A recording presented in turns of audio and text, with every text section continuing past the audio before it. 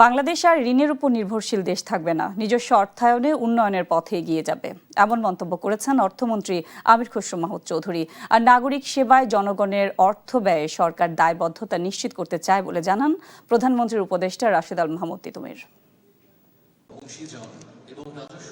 মঙ্গলবার বাংলাদেশ চীন মৈত্রী সম্মেলন কেন্দ্রে রাজস্ব সম্মেলন 2026-এ ভার্চুয়াল মাধ্যমে যুক্ত হয়ে প্রধানমন্ত্রীর উপদেষ্টা রাশেদ আল মাহমুদ তিতুমির বলেন, হয়রানিমুক্ত ডিজিটাল সেবা ভিত্তিক করবান্ধব পরিবেশ নিশ্চিতে 3টি কৌশল নিয়ে এগুচ্ছে সরকার। 2026-27 সালের রাজস্ব লক্ষ্যমাত্রা 6,04,000 কোটি টাকা অর্জনের জন্য আমরা প্রতিজ্ঞাবদ্ধ এবং আমরা আশা করি আল্লাহর রহমতে আমরা সেই অর্জন সম্ভব করব।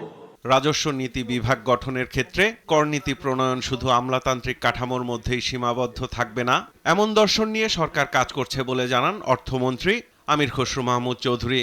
সরকারের লক্ষ্য মামলা বাড়ানো নয়, সঠিক রাজস্ব দ্রুত এবং ন্যায়সঙ্গতভাবে আদায় করা। ইতিমধ্যে এ ব্যাপারে কার্যকর গ্রহণ করা হয়েছে। চলতি অর্থ বছরের 6,04,000 কোটি টাকা রাজস্ব আদায়ের লক্ষ্যমাত্রা অর্জন খুবই গুরুত্বপূর্ণ জানিয়ে অর্থমন্ত্রী বলেন, নিজস্ব অর্থায়নে সমৃদ্ধ দেশ গড়ে তুলতে চায় সরকার।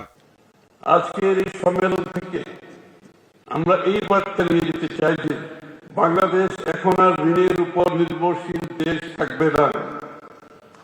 এটি এখন তার নিজস্ব অর্থায়নে উন্নয়নের পথে এগিয়ে যাচ্ছে ইনশাআল্লাহ।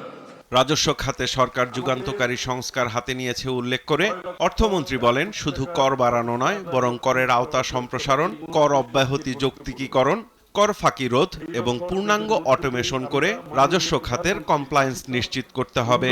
সমৃদ্ধ বাংলাদেশ। সাইফুল রিপন, দেশ টিভি, ঢাকা। 1929 সালের মধ্যে